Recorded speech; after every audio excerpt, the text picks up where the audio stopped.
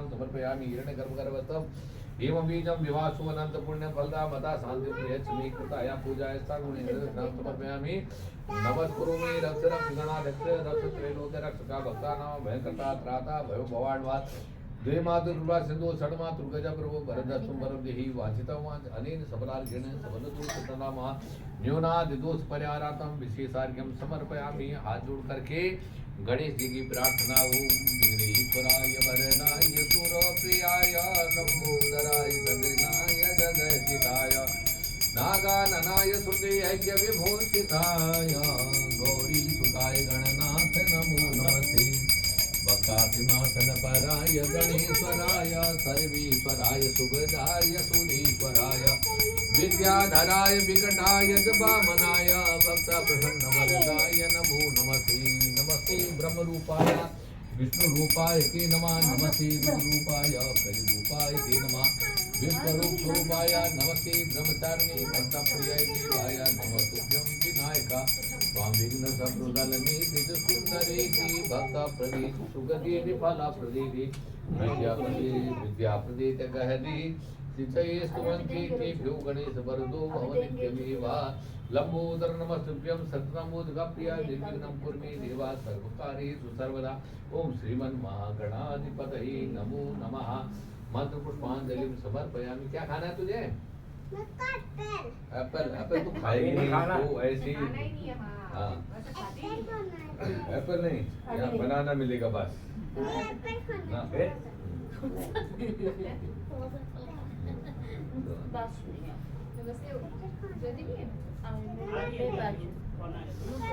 ओम हरि ओम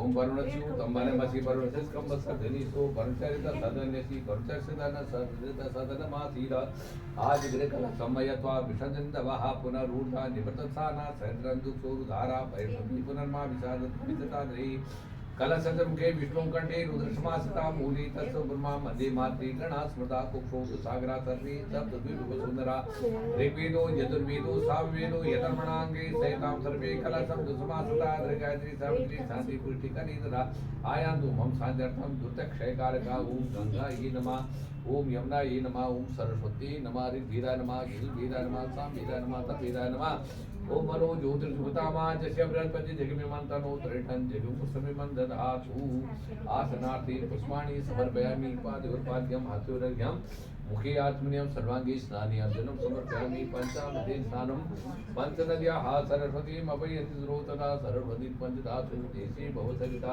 पुनः शुद्धोदकं समर्पयामि दीपशतवाटविदुः प्रसवितुनो भूषणो हस्ताभ्यां मां वस्त्रो वस्त्रं समर्पयामि शीतवातोर्ण संत्राणं लज्जार्घोन् दे अलंकरणं वस्त्रं मदा शान्ति प्रियच्मे गंध अक्षत पुष्पाणि समर्पयामि धूपमाग्रापयामि प्रत्यक्षदीपं दर्शयामि हस्तु प्रक्षाल्य नैवेद्यं निवेदयामि नैवेद्यान्ते फलमोमजा अपलनिर्जा अफलाप्वाजा सुपुणी बृहस्पतिवृषभूतानो मुञ्चन्दमुङ्गसा इदं फलं मया देव स्थापितं पुरतस्त्वा तेन मे सबला वाप्तिर् भवेत् जन्मनि जन्मनि मुपासनार्थे सबलतां फलं समर्पयामि। ओम नमस्करोमि ओम ब्रह्मा ओम हरि ओम वरुण कलशमण्डल देवीभ्यो नमो नमः। कलश की प्रार्थना देवदानवसंवादी मध्यमाने महोदधोत्पतोत्सवा कुंभविष्टा विष्णुः स्वयं प्रभुई सर्वतीर्थानि देवा सर्वेश्वरिता स्वयंतिष्ठते भूतानि त्वयि प्राणा प्रतिष्ठा शिवा स्वयंमेवासि विश्वसंजा प्रजापति आदित्या विष्णुरुद्रा देवा सवेदिका त्वयि सर्वेपि यथा काम फलप्रदा त्वत्प्रसादादिमामि त्वं पृथ्वीः जलोद्भासानिध्यं कुर्मि देवा प्रसन्नो भव सर्वदा। नमो नमस्ते स्फटिका प्रभाय सुस्मितहाराय सुमंगलाय सुभाषताय दशातनाय जलाधिनाथाय नमो नमस्ते पाशपाणि नमस्तुभ्यं पद्मिनी जीवनायका यावत् पूजा समाप्तिश्च तावत् त्वं सुस्थिरो भव। ओम वरुण कलश मंडलस्य देवीभ्यो नमो नमः। हाँ बोल क्या अच्छा ठीक है सर्वोपचारार्थी गंध अक्षत पुष्पाणि समर्पयामि नमस्करोमि। ओम ब्रह्माणि कमलेन्दु सौम्य नामा हीश्वरी लीलया ओम है पीछे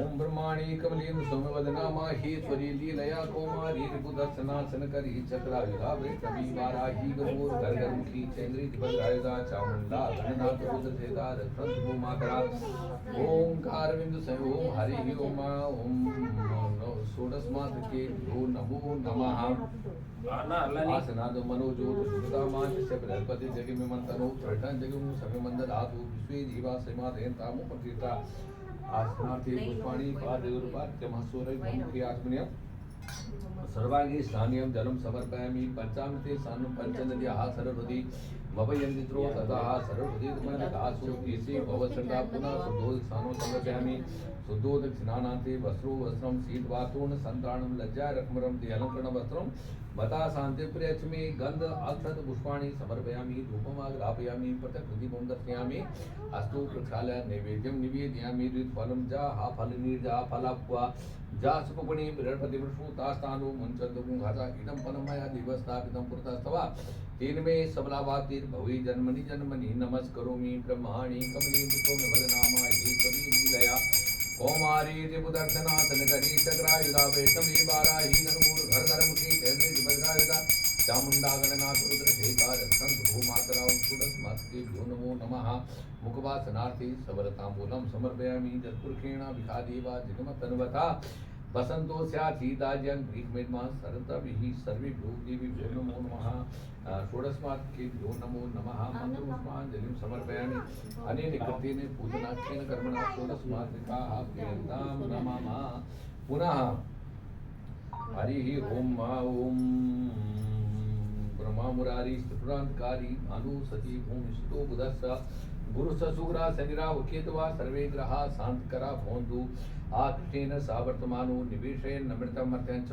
हिरण्येन शविदारथेन देवोजात भुवनानि पश्यन्ना ओम सूर्याय नमः भू सूर्याय यः गच्छ यः तिष्ठ सुप्रथा वर्धो वायुमं देवा सुपदं सुवदो मैते छत्राय मैते ज्येष्ठाय मैते जानराजाय इंद्रसेन्द्रियाय इमा मामुख्या पुत्रमुखे ब्रह्मसे विषयकुमे राजा सोमोस्माकं ब्राह्मणानां राजा ओम सोमाय नमः ओम उद्भिद्य स्वाग्ने प्रतिजागृतमिष्टा पूर्ते सर्वं सिद्ध्येता मह्यं च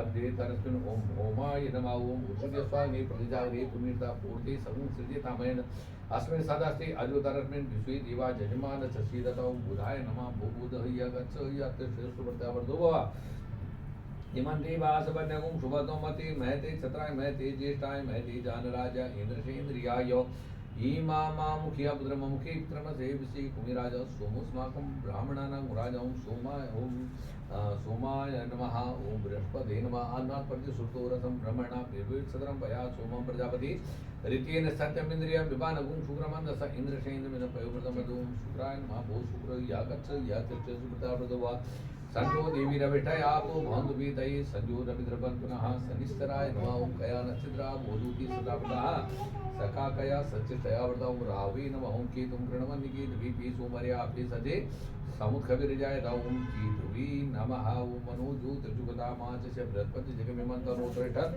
जगं श्रमिमन्त धातु विश्वे देवा सहिमा दयन्तामों प्रतिष्ठा ओम सर्वेभ्यो देवीभ्यो नमो नमः ओम आत्पादयो आसनार्थे पुष्पाणि पादयोर्पाद्यं हस्तयोरर्घ्यं मुखे आत्मनेयं सर्वाङ्गे स्नानियं जलं समर्पयामि पञ्चामृतेन स्नानं पञ्चनद्याः सरस्वतीम् अवयन्सो सदा सरस्वती पञ्चदासु देशे भवसर्गा पञ्चामृतमया नीतं पयोदर्घृतमधु सर्गरा समायुक्ता स्नानार्थं प्रतिगृह नमः गन्ध औषधपुष्पाणि समर्पयामि धूपमाग्रापयामि प्रत्यक्षदीपं दर्शयामि हस्तो प्रक्षालय नैवेद्यं निवेदयामि नैवेद्यां देवी परमं च फलनिर्जा अफलाक्वाजा सुगुणे बृहस्पति प्रसूता सनो मुंचन्तु वसैदं फलमया देव स्थापितं पुरतस्तवात्तेन मे सबलावाप्तिर भवे जन्मनि जन्मनि नमस्करोमि हाथ जोड़ करके नौ ग्रहों की प्रार्थना जपा धूमसंकासं कात्तेय महाविष्णुं तमोरिं सर्वपापग्नं प्रणतोष्म दिवाकरं तरि संगतुदारावं धेनोदानवसंभवं नमामि सजनं सोमं शम्भुं गतभूषणं धरणीं सर्वसम्भूतं विद्युत्कान्तिकमप्रभ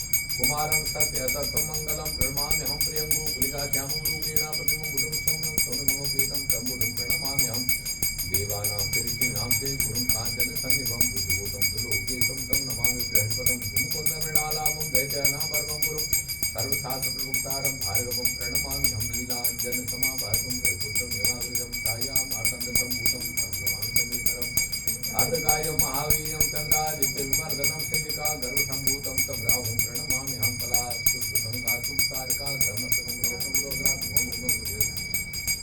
संकेतं प्रणमाम्यहं देवं ओम राहवे नमः। ब्रह्मा मुरारी स्त्रिपुरांतकारी भानु सदी भूमि सुतो बुधश्च गुरु शुक्र संराव केतवा सर्वी ग्रहा शांतिकरा भवन्तु। ओम ब्रह्म सूर्य सौर्यमतेन्द्र ऋष्पन्विंसन मंगलम मंगलम सद्बुद्धिश्च बुधो गुरुश्च गुरुधाम शुक्लम शुभम संसनि राहुर्बाहुबलं करोतु भवतां केतु कुलशोनति नित्यं प्रीतकरा भवन्तु भवतां सर्वे नुकूलाग्रहा ओम नवग्रह देवीभ्यो नमो नमः। मंत्रपुष्पांजलिं समर्पयामि। नमस्कुरु अनेन कृतेन पूजना खिलकर्मण आवाहित नवग्रह देवाः प्रियन्तां नमः। ओंकार बिंदु संयुक्तं नित्यं ध्यायन्ति योगिनः ओंकार कामदमोक्षते ओंकाराय नमो नमः। श्री सती लक्ष्मी शब्दना बहुरात्रि पार्थिं क्षाणिरूप शिवं व्याप्तं कृष्ण निशाना मोमैषाणा सर्वलोकं मैषाणा हरि ओम ओम हरि ओम ओम शांताकारं भुजगशयनं पद्मनाभं सुरेशं विश्वाधारं गगनसदृशं मेघवर्णं शुभांगं लक्ष्मीकान्तं कमलनयनं योगविद्यानगम्यं वन्दे विष्णुं सर्वलोकैकनाथम्। ओम ब्रह्मज्ञानं प्रथमं पुरस्तात् विसीमतः सुरुचो वीणावः समुद्र उपमा सविष्टा सतस्य विवाह। ओम ब्रह्मणे नमः। ओम इदं विष्णुविचक्रमे धान्यदरे पदमा समूढमत्स्यपा ओम श्री स्वाहा। ओम विष्णवे नमः। ओम नमः संभवाय च मयो भवाय च नमः शंकराय महेश्वराय नमः शिवाय शिवतराय च उत्तरातारमिन्द्र भवितारमिन्द्रं हवे हवे सुहविन्द्र सुखाय ओम इंद्राय नमः। ओम भगवतः श्री सत्यनारायणाय नमः। बोलो श्री सत्यनारायण भगवान की। ओम अच्युतं केशवं राम नारायणं कृष्ण दामोदरं वासुदेवं हरिं श्रीधरं माधवं गोपिका वल्लभं जानकी नायकं रामचन्द्रं भजे। अच्युतं केशवं सत्यभामाधवं माधवं श्रीधरं राधिकाराधितम् इंदिरामन्दिरं चेतसा सुन्दरं देवकी नन्दनं नन्दजं सन्दधि विष्णवे संकीर्णे चक्रिणे रुक्मिणी रागिनी जानकी जानयी वल्लभी वल्लभाया सीतायात्मने कंसि नमः। कृष्ण गोविंद जी राम नारायण श्रीपति वासुदेवाजितो श्रीनिधि अच्युतानंद हे माधवा दुःखजा द्वारिका नायका द्रौपदी रत्नकारास संपूजिता सीतया सुविधो दंडकारण्य भूपुण्यता कारणा लक्ष्मणेनादृतो वानरे सेवितो गत्य संपूजितो राघवा पातु माम्। सिंहासंसहृद्विसिहासंसहृद्वंसिका बालका पूतना कूपका सूरजा खेलनो बाल गोपालका पातु मां सर्वदा विद्युद्योतवत्सुरद्वासतं कार्तिकम्बोधवत्सोदतर्विक्रम वन्यया मालया क्रोधितो रसलं लोहितांसि स्वयं पारिजातं भजे कुञ्चिते कुन्तले काजमानाननं रत्नमौलिं लसत्कुण्डलं दण्डयुहारित्रियुरतं कङ्कणप्रोज्ज्वलं किङ्कणी मञ्जुलं श्यामलं तं भजे। अच्युतस्याष्टकं या पठेत् दृश्यतं प्रेमता प्रत्यहं पुरुषा तस्यहं दृश्यता सुन्दरं तद्विश्वम्भरा तस्य वस्युर्हरिर्जायते सत्वरम्। ओम विष्णवे नमः विष्णवे नमः विष्णवे नमः। श्री सत्यनारायण भगवान की जय। ओम अरे ला ला ला जय क्या हो गया? कोई बात नहीं कोई बात नहीं। बच्चे असली भगवान वही है। बैठ जाओ। ससंगचक्रीं सकिरीटकुण्डलं सफेदवस्त्रं सरिसीर्विभीषणं सहारवक्षस्थलकौस्तुभश्रियं नमामि विष्णुं सुविशालभुजं विष्णवे नमः विष्णवे नमः विष्णवे नमः। सर्वोत्तराणि समर्पयामि।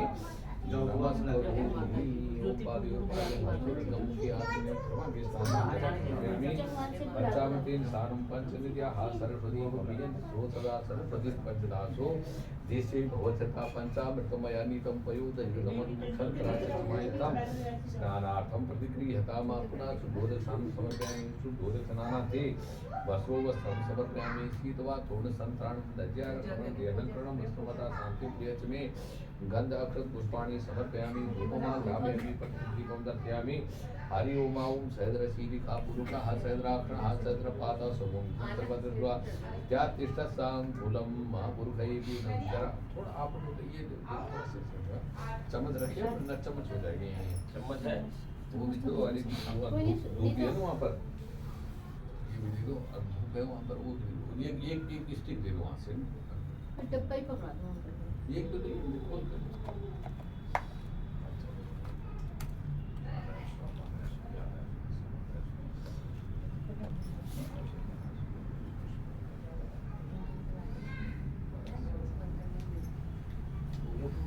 इसको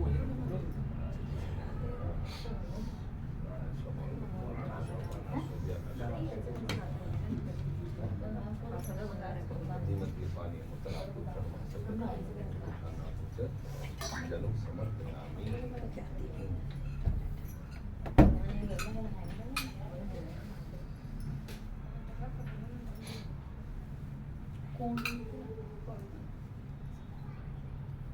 वो श्याम स्टोर है, श्याम पूजा सामग्री स्टोर नवनी दिखी वाली है, सूट वाली दिखी कौन लिखा है? सूट मैंने सोचा इसके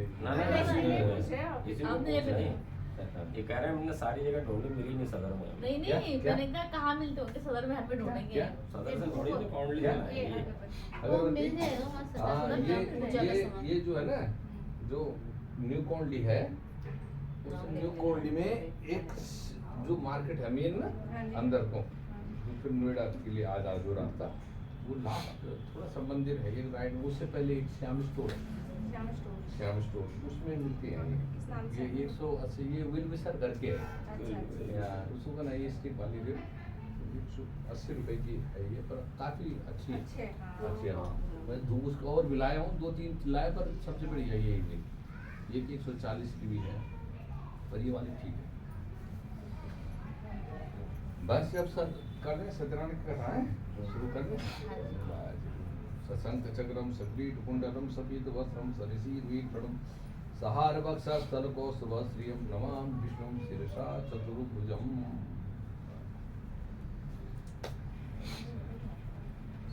कथा तो सबने सुनी रखी है, संस्कृत में सुना दे, हिंदी में सुनानी है। जैसे मर्जी करता है। संस्कृत आती है तुम लोगों को ना? संस्कृत आ जाते समझ में? अच्छा चलो कोई बात नहीं, संस्कृत हिंदी दोनों सुना देते हैं ना। ओम गुरुर्ब्रह्मा गुरुर्विष्णु गुरुर्देवो महेश्वरा गुरु साक्षात् परम ब्रह्म तस्मै श्री गुरवे नमः। अज्ञानतिमिरान्धस्य ज्ञानाञ्जनशलाकया चक्षुर्मीलितं येन तस्मै श्री गुरवे नमः।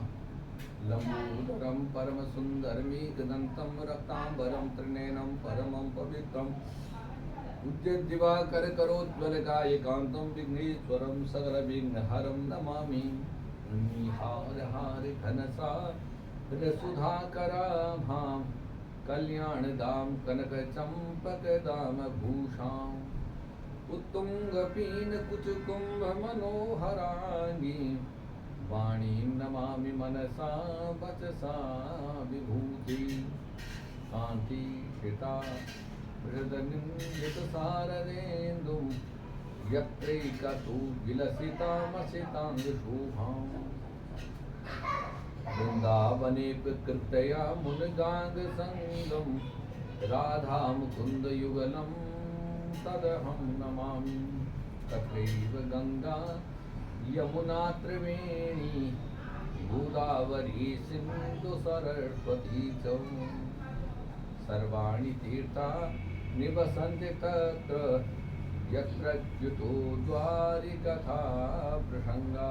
तत्रैव गंगा यमुना त्रिवेणी, कहते हैं जहाँ पर भगवान श्री सत्यनारायण की भगवान विष्णु की कथा सुनाई जाती है तो वहाँ पर का ये सब तीर्थ अपने आप ही आ जाते हैं। तत्रैव गंगा यमुना त्रिवेणी गोदावरी सिंधु सरस्वती ये सारी नदियाँ तत्र सर्वाणि तीर्थानि वसन्ति तत्र यत्र अच्युतो, जहाँ पर अच्युत भगवान श्री कृष्ण की कथा का प्रसंग चलता है तो वहाँ पर ये सब देवता लोग कहते हैं उपस्थित हो जाते हैं। तो चलिए कथा में प्रवेश करें। ओम एकदा निमिषारण्ये ऋषया शौनकादया पपृच्छो मुनया सर्वे सूतं पौराणिकं कुरु प्रति ऋषया ऊचो प्रतीन तपसा किं वा प्राप्यते वाञ्छितं फलं तत्सर्वं श्रोतुमिच्छामः स्वमहामुनि सुवाच। नारदेनैव सम्पृष्टो भगवान् कमलापति सुरर्षैव यथैवाहं दक्षिणद्वा समाहिता एकता नारदो योगे परानुग्रहकाङ्क्षया पर्यटन् विविधान् लोकान् मृत्युलोकमुपागता ततो दृष्ट्वान् जनान् सर्वान् नानाक्लेशसमन्विता नानायोनिसमुत्पन्नान् क्लिश्यमाना स्वकर्मभिः हीनोपायेन चेतेषां सर्वदुःखो भवेत् इति संचित्य मनसा विष्णुलोकं गतस्तदा। एक बार कहते हैं कि नैमिषारण्य नामक तीर्थ स्थान कई लोग आप लोग गए भी होंगे सर, हैं गए? कोई नहीं एक बार जाना चाहेगा जरूर। कहाँ पे है? ये वहाँ लखनऊ और सीतापुर के बीच में नैमिषारण्य। हाँ, तो कहीं कहीं ये बातें जो हमारी यहाँ लिखी हुई ना, हम तो गए नहीं कभी, लेकिन यहाँ पर एक नाम नैमिषारण्य लिखा हुआ है, पहले से लिखा हुआ है। पहले से 5000 वर्ष पहले एक पुस्तक लिखी गई थी।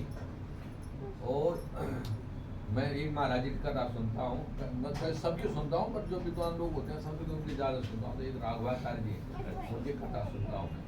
तो राघवाचार्य जी ने एक बार कहा कि और सभी नदियाँ थोड़ा अपवित्र हो गई हैं, लेकिन एक सरयू ऐसी नदी जो अयोध्या में, अयोध्या तक गए होंगे, अयोध्या भी नहीं गए? अभी नहीं गए, जाने वाले। हाँ, अब जाएंगे, अभी तो बहुत भीड़ हो रही थी वहाँ पर। हाँ, तो महाराज जी की मैं कथा ऐसे यूट्यूब पे टीवी पे सुन रहा था, तो उन्होंने कहा कि सरयू नदी अभी भी ऐसी है कि जो मैली नहीं, मतलब अपवित्र वो गंदी नहीं हुई, क्योंकि उसमें अभी भी 10 पैसे का सिक्का डालोगे, 1 रुपये का सिक्का डालोगे तो वो जहाँ पर है ना वहाँ दिखाई देता ऊपर, इतना साफ पानी है। मैंने महाराज जी की कथा सुनी और भगवान की ऐसी कृपा होती, मैंने ये मेरे मन में थी कि मैंने वो सरयू देखनी, और वो कुछ संयोग ऐसा बना कि मैं पहुँच ही गया वहाँ सरयू देखने के लिए। तो महाराज जी वास्तव में जैसे कथा में बोल रहे थे बिल्कुल ऐसी है वो नदी, साफ, और बारिश आ रही थी, ठंड सी लग रही थी, लेकिन जैसे सरयू में नहाए तो सरयू में नहाते हुए ऐसा लग रहा है कि जैसे वो इसका पानी होता है ना थोड़ा गुनगुना सा, हाँ बिल्कुल ऐसा पानी था। तो वास्तव में सरयू नदी, तो वही बात करेंगे जो इन किताबों में लिखी हुई हैं, ये प्रत्यक्ष हैं। यदि इन किताबों में लिखी हुई बातें कुछ भी असत्य होती या कोई मन गणत होती तो कभी भी जाकर के लोग इन विषयों पर विश्वास नहीं करते। बिल्कुल साइंटिफिक है, वैज्ञानिक से परखी गई हैं। हम लोगों ने केवल किताबों में पढ़ा कि राम सेतु है, लेकिन नासा ने ऊपर से ऐसा चित्र खींचा कि बिल्कुल साफ दिख रहा है कि हाँ यहाँ पर राम सेतु है ना। ठीक ऐसे ये है यहाँ पर नैमिषारण्य। तो नैमिषारण्य तीर्थ के बारे में ऐसा है शास्त्रों में कि आज से 5000 वर्ष पहले, 5200 वर्ष हुए हैं इस कलयुग के आए हुए। इससे पहले द्वापर था, तो उससे पहले त्रेता था। जो द्वापर युग था तो उस द्वापर युग जैसे समाप्त हुआ तो फिर भगवान अपने धाम को चले गए, गोलोक धाम को, भगवान विष्णु। तो उसके बाद ये कलयुग प्रारंभ हुआ। उस समय ऋषियों को जो दूरगामी थे समझ गए कि आगे आकर कैसा समय आने वाला है, वो हम आजकल प्रत्यक्ष देख ही रहे कि उस समय कैसा था और आज की कंडीशन, आज की स्थिति क्या बन गई। तो ऐसा सोच करके ये 88,000 ऋषि हैं, 1-2 नहीं, 88,000 ऋषि हैं। तो ये 88,000 ऋषि जाकर के ब्रह्मा जी के पास गए। वहाँ जाकर इन ऋषियों ने ब्रह्मा जी से प्रार्थना की कि महाराज अब कलयुग आ गया और कलयुग में तो धर्म की हानि होती है, तो कोई ऐसा स्थान निश्चित करो कि जहाँ पर हम थोड़ा धर्म कर्म कर सकें, कलयुग का प्रभाव वहाँ पर न हो, कोई ऐसा स्थान है। तो उसके बाद ब्रह्मा जी ने कहते हैं एक चक्र दिया था, और वो चक्र देते हुए ऋषियों से कहा, ऋषियों ये चक्र माने पहिया है ना, वो चक्र दिया, वो पहिया दिया। तो कहा कि देखो ऋषियों ये आगे से चक्र चल रहा है, इसके पीछे पीछे जाओ, जो ऐसा स्थान होगा जहाँ पर ये रुक जाए तो उस स्थान का नाम होगा, उस स्थान पर जाकर के आप धर्म कर्म कर सकते हो, वहाँ पर कलयुग का प्रवेश नहीं। तो वहां से वो चक्र गया, तो चक्र चलते चलते उच्च स्थान पर पहुंचा, और जहां पर वो चक्र रुक गया, इसलिए वहां पर निमि, उसको उसको बोलते हैं, निमि बोलते हैं चक्र के जो वो होते हैं ना, जिसको हम तीलियां बोलते हैं साइकिल में। तो इसकी तीलियां जहाँ रुक जाए, इसकी धुरी जहाँ पर रुक जाए, उस स्थान का, उसकी निमि, संस्कृत में उसको निमि बोलते हैं, वो निमि जहाँ पर अड़ जाए तो वो स्थान जो है वो बड़ा पावन होगा, और वहाँ पर कलयुग का प्रवेश नहीं होगा। तो वो जाकर के कलयुग वहाँ आया, और जो लोग वहाँ रहते हैं, लखनऊ में रहते हैं या उससे आसपास रहते हैं, मैं उनसे चर्चा करता रहता हूँ कि तुम लोग गए कि नहीं गए, तो वास्तव में वो कह रहे हैं कि हाँ, वहाँ पर वो चक्र तीर्थ है, वो चक्र जो है फिर वहाँ पर नीचे समा गया जमीन में, वो पानी ऊपर है, वहाँ चक्र तीर्थ बोलते हैं। वहाँ पर लोग स्नान करते हैं, और फिर उसको तो अब बंद कर दिया गया, उस चक्र को चारों तरफ से घेर लिया, और वहाँ पानी, उसको चक्र तीर्थ में सब लोग स्नान करते हैं। तो वो ऐसा नैमिषारण्य है, इसलिए उसका अरण्य माने होता है जंगल। तो वो स्थान वहाँ पवित्र, आप तो सब शहर बस गए थे, तो पहले ये जंगल ही थे, हमें तो यहाँ से आने में डर लगता था। विनोद नगर में जब हम लोग रहते थे, तो मुझे कोंडली के, कल्याणपुरी के बाद भी कोई लोग रहते हैं, ये सोचा भी नहीं था, और आज पता चला है कि सबसे ज्यादा भेड़िया कल्याणपुरी से इधर नहीं देखा था, कोंडली से इधर नहीं देखा था हम लोग। तो वही करो, पहले सब जंगल ही थे, तो वहाँ तो उस समय 5200 वर्ष की बात तो कहना ही क्या है। तो उस स्थान पर ये सारे ऋषि रुके, और हमारे जितने भी कथाएं आप सुनेंगे, 18 पुराण या वेदों की जो भी कथा सुनेंगे, वो सारी कथाएं यहीं हुई हैं। और इनको जो कथाएं सुनाई हैं, ये सूत जी ने सुनाई है। एक ऋषि हैं सूत जी, वो आयु में छोटे हैं, और जो ये सौनकादि ऋषि हैं और जो अन्य ऋषि हैं, ये बुजुर्ग कई वर्षों, हजारों वर्ष की इनकी उम्र है। तो लेकिन सूत जी को सारे भगवान की ऐसी कृपा है, उनको तो सब कुछ आता है, जो प्रश्न पूछेंगे वही। अब देखिए जो सत्यनारायण की कथा, न जाने कितने जीवन हम लोगों का बीत गया, अब 57-58 साल के हो गए, आप भी इतने हो गए होंगे, कोई ज़्यादा होंगे, तो लेकिन आप इनको देखोगे, ये कथाएं हम जब से हम पैदा हुए तब से सुन रहे हैं। एक पिक्चर देखते हैं, एक फिल्म देखते हैं, एक बार देखेंगे, 2 बार, 3 बार, 4 बार, फिर बोलते छोड़िए फिल्म तो हमने कई बार देखी। लेकिन पता नहीं, यही कथा 5 अध्यायों की, इसी कथा को हम बचपन से सुन रहे हैं, लेकिन आज तक भी इस कथा से हमारा मन नहीं भरा कि ये कथा तो हम जानते हैं, इसकी जरूरत नहीं। तो इसका मतलब इसमें कुछ न कुछ रहस्य है। ये केवल एक यही कथा नहीं है कि ये लीलावती, कलावती और वो साधु बढ़िया, ये नहीं है। इसके रहस्य कुछ है, नारद कुछ है, लकड़हरा कुछ है, बस इसको समझना होता है। जिसकी समझ में ये बात आ गई, तो ये कुछ दिन पहले मैंने कथा सुनाई थी यहाँ पर सेक्टर 62 में। तो वो अच्छे बड़े वो है, वो क्या बोलते हैं, पंडित भी बोल सकते हो उनको, वहाँ के बद्रीनाथ की। वो कह रहे अभी भी हमको वहाँ से आज 1 पैसा या 1 पैसा मिलता है अभी भी वहाँ का चढ़ावा जो मिलता है, पर हम उस पैसे को कहा अपने यूज के लिए, अपने परिवार के यूज में नहीं लाते, उसको हम पैसे खर्च करते हैं। तो 3 साल में एक बार उनको 1 पैसे के हिसाब से तो काफ़ी पैसा मिलता। वो पति पत्नी बैठे थे, और कोई नहीं था, का बेटी को भी नहीं बुला रहे हम लोग, बस हम दोनों पति पत्नी हैं। तो कान भी उनके कमजोर हो गए, तो मशीन लगा लो, कथा सुनी है। तो सुनी उन्होंने, तो बाद में कहने लगे, वो पूरी कथा मैंने जब सुनाया उनको बढ़िया ढंग से, तो कहने लगे पंडित जी आज आई हमारी समझ में कथा तो पता नहीं कब से सुन रहे हैं, 80 साल की अवस्था हो गई, लेकिन आज समझ में आ गई तो वास्तव में कथा क्या है। कथा थोड़ा समझ में आ जानी चाहिए। तो यहाँ पर कहते हैं कि एक बार उसी नैमिषारण्य, और दूसरी बात क्या है, निमि इसको भी बोलते हैं, ये जो हमारे पलकें है ना, पलकों का नाम भी निमि है। तो ये जो पलकी हैं, तो इन पलकों के लिए बोलते हैं कि ये जो पलकें हैं, कि जहाँ पर एक पलक झपकती है, माने 1 सेकंड, तो जहाँ पर हर सेकंड का को जो है ना बर्बाद न किया जाए, मतलब हर सेकंड का यूज किया जाए, तो उस जगह को भी नैमिषारण्य बोलते हैं कि 1 सेकंड भी हमारे जीवन का बेकार नहीं जाना चाहिए। तो इसलिए जहाँ पर एक सेकंड का प्रभाव हो, मतलब 1 सेकंड भी व्यर्थ न जाए, उस जगह का नाम भी नैमिषारण्य है। और जहाँ पर हम कथा कर रहे हैं, तो वही स्थान जो है नैमिषारण्य, यही जगह नैमिषारण्य बोल जाए कि हम 1-1 मिनट को जो है उसका प्रयोग कर सके, यूज कर सकें। तो यहाँ पर कहते हैं कि एक बार नारद जी, एक बार सारे ऋषि बैठे हुए थे उस नैमिषारण्य में।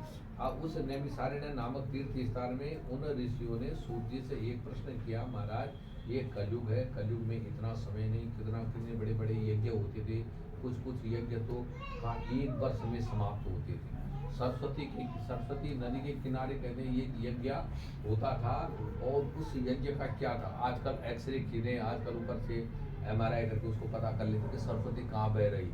तो उस समय वो ऋषि थे जो जानते थे कि सरस्वती कहाँ से बह रही। तो कहते हैं वो रथ का एक पहिया होता था, उस पहिया को फेंकते थे दूर तक, तो जहाँ पर वो पहिया रुकता था तो उस जगह पर अगले दिन का यज्ञ, फिर उस दिन का यज्ञ हुआ तो उसके बाद फिर अगले दिन का यज्ञ, फिर वैसे फेंकते और फिर लास्ट में जाकर के उस यज्ञ की जो पूर्णावती होती थी, यज्ञ समाप्त होता था कहाँ से, जहाँ से सरस्वती निकलती है उत्तराखंड से, और जाकर के उस यज्ञ की समाप्ति होती थी प्रयागराज में। इसलिए प्रयाग को बहुत बड़ा महत्व है प्रयाग का, इसलिए कि सरस्वती फिर वहाँ मिलती है। जब वो अदृश्य हो गई थी तो उस समय उन्होंने कहा कि ऐसे यज्ञ होते, राजसूय यज्ञ भी 1 वर्ष का होता था। तो बड़े बड़े यज्ञ किए जाते। राजसूय यज्ञ केवल क्षत्रिय कर सकते थे, तो किसी और को अधिकार नहीं, और का अब तक कलयुग में कोई करता नहीं है। और फिर उसके वंश कुंडली ढूंढी जाती थी कि कौन राजा इस यज्ञ को कर सकता है। एक बार का ऐसा विधान इन्होंने सोचा था, जो हमारे ये नेपाल के राजा थे वीर विक्रम साहब, उन्होंने भी इस मन में आए थे कि मैं राजसूय यज्ञ करूं। तो वो जब उस यज्ञ को करना चाहते, कहा वो बता रहे थे कि आजकल तो कोई उस यज्ञ को करने वाले है ही नहीं, केवल 50-60 लोग ऐसे हैं जो राजसूय यज्ञ अभी पूरे भारत में केवल उनको पता है उसकी विधि की, वो यज्ञ होता कैसा है। तो जब उनके लिए बोला तो जब उनकी वो वर्ष कुंडली देखी तो उसमें देखा कि नहीं, कहीं ना कहीं इस परिवार में भी दोष है, इसलिए आप भी उस यज्ञ को करने के अधिकारी नहीं हो, है ना। तो ये तो इन्होंने कहा भाई इतने बड़े बड़े यज्ञ होते हैं, उन यज्ञ अनुष्ठानों को करने से किसके पास समय नहीं, किसके पास धन नहीं, कुछ नहीं, कैसा होगा। कलयुग आगे आने वाला है, सबकी उम्र कम हो जाएगी, आयु कम हो जाएगी, इतना समय भी नहीं होगा, न पढ़ते लिखते हैं, धर्म कर्म करते नहीं थे, इसलिए बुद्धि भी कहाँ शुद्ध होती है। केवल यही समझते हैं कि जो हम कमा रहे हैं, जो हम खा रहे हैं, बस यही जीवन है, और जितना ज़्यादा हो सके, जितना धन इकट्ठा कर सको, यही सब कुछ है। और धन को इसलिए कोई ऐसा उपाय बताओ का जिस उपाय को करने से मनुष्य को उसके मन की जो इच्छाएं हैं, मनोकामना पूरी हो जाए, और कम समय भी लगे, कम खर्चा भी लगे ज़्यादा। तो उसके बाद सूर्य जी कहने लगे, ऋषियों तुमने अच्छी बात पूछी। एक बार नारद जी ने कहा भगवान विष्णु से ऐसी बात पूछी, यही प्रश्न किया था। और उन्होंने जो प्रश्न किया मैं आपको बताता हूँ। ये गदा नारदो योगी परानुग्रहांक है। एक बार कहते हैं जो नारद जी है वो होते हैं संत जोगी। जो संत होते हैं वो संत एक तो कपड़े पहनने से नहीं, मन से कुछ, वचन से कुछ, कर्म से कुछ, है ना। तो ऐसे नहीं, जो मन वचन कर्म से होते हैं और उनका जीवन केवल और केवल दूसरों की भलाई करने के लिए होता है, ऐसे लोगों के लिए, ऐसे लोगों का जो दूसरों की भलाई के लिए जो कर्म करते हैं, जिनका जीवन दूसरों के लिए होता है, वो संत हैं। नारद जी इस मृत्यु लोक में घूमने लगे, ये तीनों लोगों में घूमते घूमते मृत्यु लोक में आए। और जब मृत्यु लोक में आए तो यहाँ के लोगों को उन्होंने बहुत दुखी देखा। अब दुख का कारण क्यों क्या है? किसको ये सोचता है कि धन से सुख मिलता है, किसी के पास इतना धन है कि वो धन होने के कारण दुखी है, किसी के पास पैसा नहीं है, धन नहीं है तो इसलिए दुखी है, साहब हम तो गरीब, हमारे पास कुछ है ही। किसकी संतान नहीं है तो इसलिए रो रहा है कि हमारी संतान नहीं, हमारे घर में संतान हो जाती तो बढ़िया था।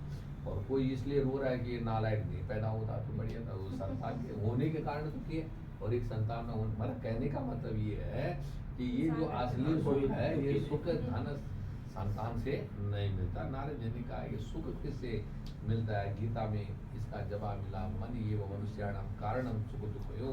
तो मन ही मनुष्य के सुख दुख का कारण है।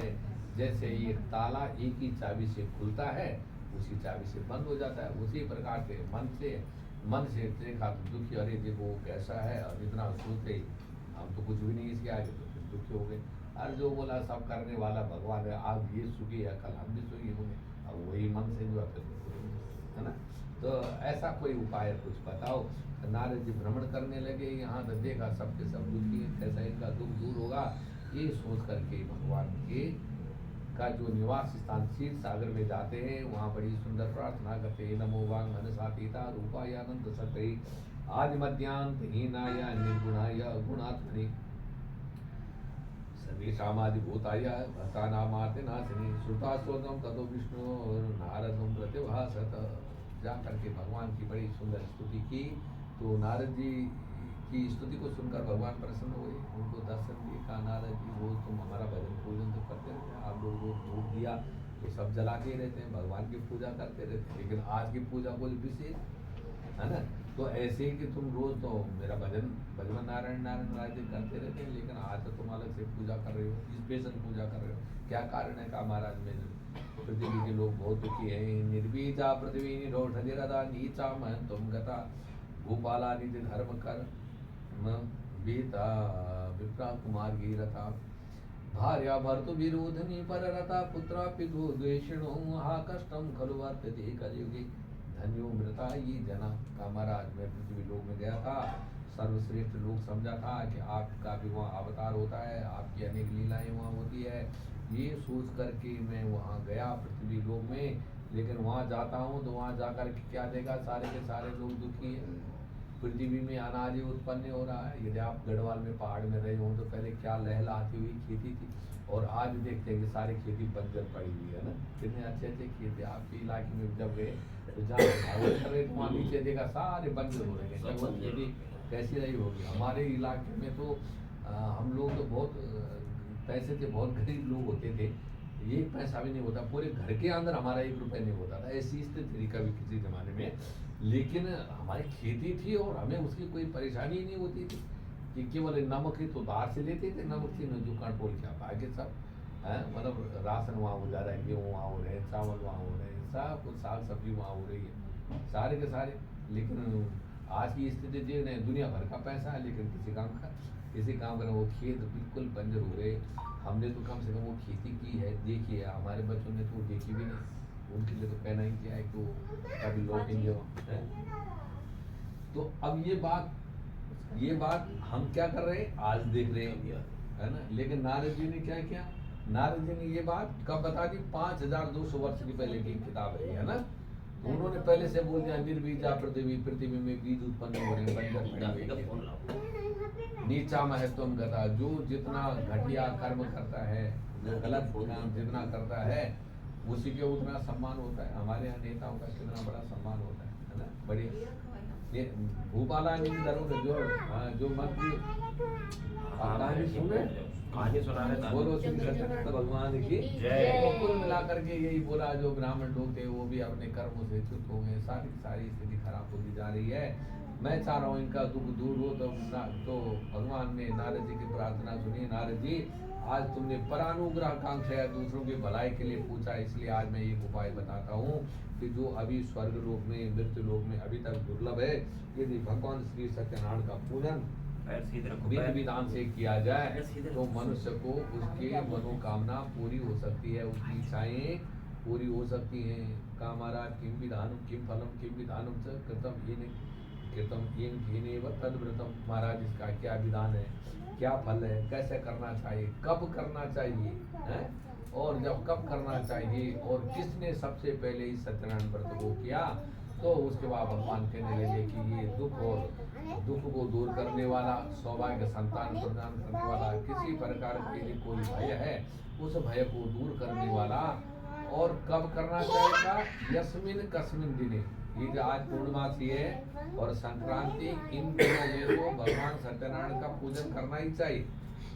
लेकिन इसके अतिरिक्त भी यदि किसी दिन भगवान सत्यनारायण की पूजा करनी हो, इच्छा आ गई कि मुझे सत्यनारायण का भगवान का पूजन करना है, लेकिन पूर्णमासी कब होगी, संक्रांति भी बहुत दूर पे है, आज मेरे तो आज ही इच्छा है, सब लोग आ रखे हैं, तो कहा उसी दिन कर देनी चाहिए, कोई समय नहीं है। और गेहूं के चूर्ण का ये प्रसाद बना लो, आटे का ही प्रसाद बना लो, केले का फल, कदली का स्तंभ, इन सबका पूजन करके, क्योंकि ये ब्रह्मा जी के स्वरूप माना जाता है कि कदली का जो केले का स्तंभ होता है, तो इसलिए का वो सब स्तंभ उसकी पूजा करके बस।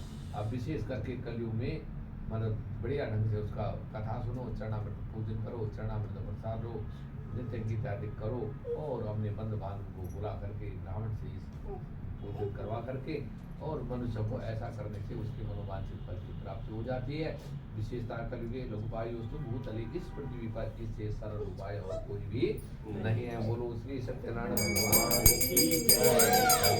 केशवम राम नारायणम कृष्ण दामोदरम वासुदेवम हरे श्रीधरम माधवम गोपिका वल्लभम जानकी नायकम रामचंद्रम भजे अथान्य संप्रोक्ष्यामि कृतं येन पुरद्विजा कश्चित् काशीपुरी रमे याति विप्रोति नर्तना। ये ऋषियों में आपको बताता हूँ कि सबसे पहले इस उत्तम व्रत को किसने किया था। काशी नगरी में एक गरीब ब्राह्मण रहते थे। वो प्रतिदिन भूख प्यास से व्याकुल होकर इस पृथ्वी में भ्रमण करते, भिक्षा लेकर के आते। कभी ज़्यादा भिक्षा मिलती, कभी कम मिलती, ज़्यादा भी आती तो दुखी रहते, कम भी आती तो दुखी रहते। उनके इस स्थिति को देख करके एक बार भगवान ने भी एक नंदी स्वामी का रूप धारण किया। ब्राह्मण से पूछने लगे, महाराज तुम रोज दुखी रहते हो, क्या कारण है? महाराज मैं बहुत गरीब हूँ, इस गरीबी मेरी पूरा जीवन बीत गया, गरीबी नहीं गई, कुछ उपाय जान के तो बताओ। तो उन्होंने कहा सत्यनारायण भगवान का पूजन करो, और भगवान सत्यनारायण का यदि तुम पूजन करोगे तो निश्चित ही तुम्हारे जो दुख है उसका निवारण हो जाएगा। उन्होंने जब उस वृद्ध ब्राह्मण ने जब इस तरह से उस ब्राह्मण को समझाया तो आज ब्राह्मण को पूरी रात नींद नहीं आई। मन से संकल्प कर लिया, कल की भिक्षा में जिंदगी भर भिक्षा मांग करके अपने परिवार का भरण पोषण करता रहा, कभी भगवान का स्मरण नहीं किया। लेकिन कल जो भिक्षा मांग के लाऊंगा उसे भगवान की पूजन की सामग्री एकत्रित करूंगा और विधि विधान से भगवान का पूजन करूंगा। वो लकड़हारा गया जाने ये जो ब्राह्मण थे, ये उस दिन उनको पर्याप्त मात्रा में भिक्षा मिली। अपने बंद बांधों को मिला करके उन्होंने भगवान सत्यनारायण का पूजन किया और उस पूजन का ऐसा प्रभाव हुआ कि जो है बड़े धन धान्य से परिपूर्ण हो गए। इस संसार के सारे सुख हो गए। अनंत में जो हमारे जीवन का परम लक्ष्य है कि मोक्ष को प्राप्त करना था, परमात्मा से बिछड़े हुए हम लोग उसी परमात्मा के लिए कर्म करते हैं, उस भगवान को प्राप्त हो गया। गुरु श्री सत्यनारायण भगवान की जय। और का जो नारद जी और भगवान विष्णु के बीच में जो वार्तालाप हुई थी, जो बातचीत हुई, जो मैंने आपको बता दिया। उन्होंने कहा महाराज उस ब्राह्मण के बाद भी किसने इसी यज्ञ को किया होगा, इस कथा को किया होगा, उनका नाम थोड़ा उनके बारे में थोड़ा हमारी श्रद्धा से जाग रही, थोड़ा सा जरा आप बताएं। तो कहने लगे कि हे ऋषियों, एक बार जो है तस्मात् विप्राच्युतम केन पृथिव्यां चरितम मुनि तत्सर्वं श्रोतुमिच्छामि श्रद्धामस्माकं। हमारी श्रद्धा हो रही का सुनदम मुनिया सर्वे व्रतम येन कृतं भुवि। इस पृथ्वी माने होता है पृथ्वी पर, इस पृथ्वी पर सबसे पहले इस उसके बाद किसने ये व्रत किया तो का एक बार एक ब्राह्मण बड़ा संपन्न होकर के, बड़ा प्रसन्न होकर के भगवान का पूजन कर रहा था। इसी समय एक लकड़हारा काष्ठ क्रेता इनके घर पे आ गया। जो देखा ये धार्मिक लोगों का घर है, ब्राह्मण का घर है, यहाँ आने जाने मिलेगा, भूख प्यास लगी थी, सोचा वहाँ जाऊँ। लेकिन इसी तरह से भगवान का पूजन देख करके अपनी भूख प्यास तो भूल गया, वहाँ बैठ करके उस व्रत को देखने लगा। अंत में जब चरणामृत प्रसाद मिला, बड़ा आनंद आया। हमारा ये क्या कर रही थी, थोड़ा मुझे भी इसका विधान बताएं। का देखो ये भगवान सत्यनारायण का पूजन था, पहले मैं बड़ा निर्धन था, और जो निर्धन होता है तो उसका कोई भी नहीं होता, लेकिन आज देखो मेरे सारे रिश्तेदार मेरे यहाँ आ रखे हैं, तो इसी व्रत का प्रभाव है। तो का इसका विधान और विधान उदान बताया। उस लकड़हारे ने मन में उसको स्मरण किया और कहा आज की लकड़ी यहाँ बीचने से जो कुछ धन मिलेगा उससे मैं भी भगवान सत्यनारायण की कथा करूँगा, ऐसा सोच करके गया। और सब जानते हैं आप लोग, उन भगवान की जब कृपा होती है तो तब कृपा होती है। धनी लोगों के यहाँ गया, किसने बोला भाई कितने के लग रहे हैं, उन्होंने कहा 10 रुपये के। अरे हम 20 रुपये देते हैं, इधर आ जाओ। 20 रुपये की लकड़ियों को लेकर के चला, और उसके बाद जो 2 गुना मूल्य मिला था उससे मन डगमगाया नहीं।